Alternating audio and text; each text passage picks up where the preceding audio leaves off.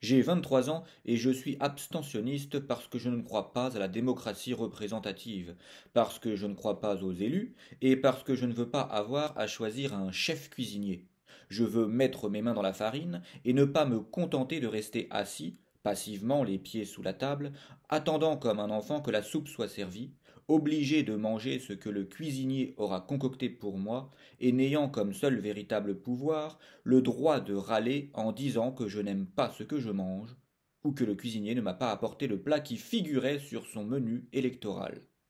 plat qui m'avait poussé à lui donner ma voix.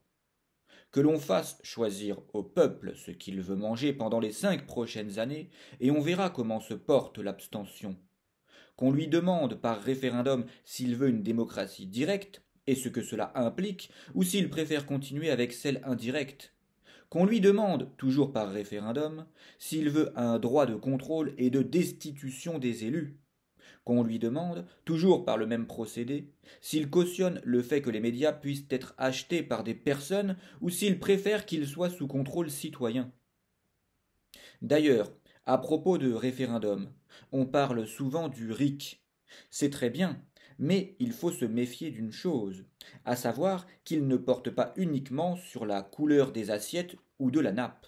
car ce serait encore une fois une façon de berner le peuple et de lui voler sa souveraineté.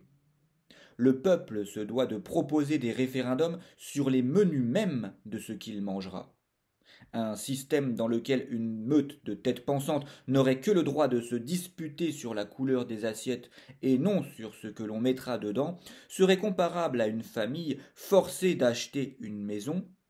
qu'elle n'a pas choisie et pour laquelle il serait de son devoir de choisir la station de radio à écouter dans le salon et la couleur des tapisseries dans les autres pièces. Avec un minimum de lucidité, ces têtes pensantes comprendront bien vite qu'elles n'ont que le droit de choisir parmi ceux qui leur est autorisé. Avec un minimum d'esprit critique, elles se rendront compte qu'elles ne choisissent en réalité rien,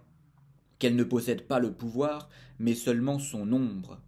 Dire à haute voix ce qu'elles pensent dans le salon de façon à avoir la sensation d'habiter dans une maison où règne la démocratie. L'homme jouissant d'une grande conscience, l'homme éveillé, ne se sentira pas à l'aise dans cette maison, et il sera doublement puni. Une première fois, parce qu'il aura conscience d'évoluer dans une maison aux lois injustes, et une seconde fois, parce qu'il entendra, frustré, les autres membres de sa famille lui dire fièrement qu'ils ont la chance de vivre sous un toit où règne la souveraineté pour les habitants de la maison. Quel pauvre homme! Celui-là est à plaindre. Tu sais, lecteur, si celui qui dort se distingue de celui qui est éveillé par le fait que le second est conscient alors que le premier est plongé dans une phase inconsciente, alors celui qui est doté d'une grande conscience et qui habite dans une telle demeure doit avoir l'impression de vivre avec une famille qui dort, quand bien même elle se lève tous les matins et fait tourner la maison.